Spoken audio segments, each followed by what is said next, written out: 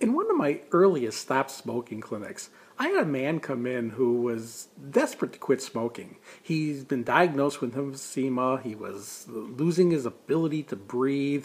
He was close to being on oxygen. He was really suffering at this point in time, and he knew if he smoked, the smoking caused this problem, and every day he smoked, he was destroying more and more lung tissue.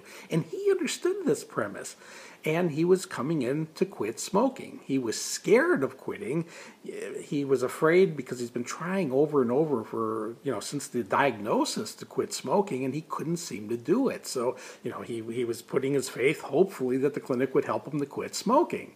He had said he had quit one other time before. He'd been off for 3 years at one point. And he said he was doing really well. He did it on his own. He was doing great. He said he ended up at one point, though, where he got pneumonia. And he ended up in the hospital.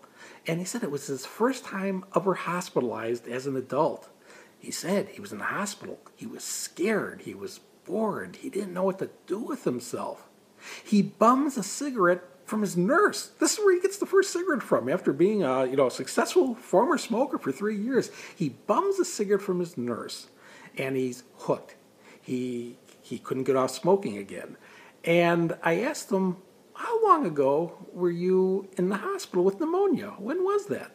And he had to sit back and think. He said it was, let me think, it was, and he's calculating in his head. You can see he hadn't thought about this for a while. He said it was 22 years ago.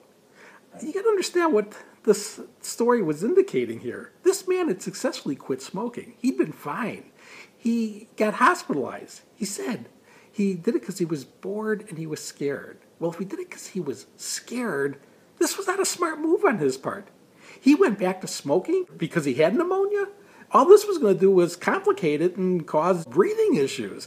I believe he did it more so because he was bored. And, he didn't know what to do with himself for 2 or 3 days. How long were you in a hospital for with pneumonia at that point in time? And his solution was, again, to smoke a cigarette to help him kill the time. Well, the outcome was, hey, he got out of the hospital. He was going to get out of the hospital whether he took that cigarette or not.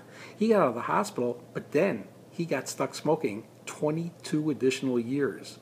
And not only that, but over that 22 additional years of smoking, he destroyed enough of his lung tissue where he was now there because he has emphysema. The emphysema was caused by his smoking. Every day he was puffing, he was destroying more and more lung tissue, and he was no longer destroying reserve capacity. He was destroying his breathing capability a little bit more with every puff he took.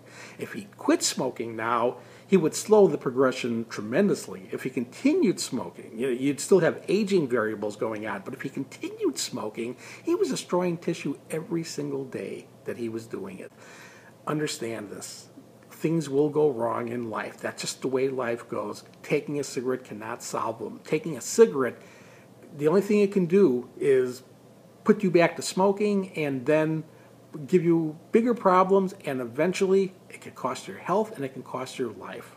To avoid ever falling into the same sort of trap, it's a matter of once you've quit, and when things are going good and when things are going bad, you've got to remember that you made a commitment and you are now planning to stick to that commitment, to never take another puff.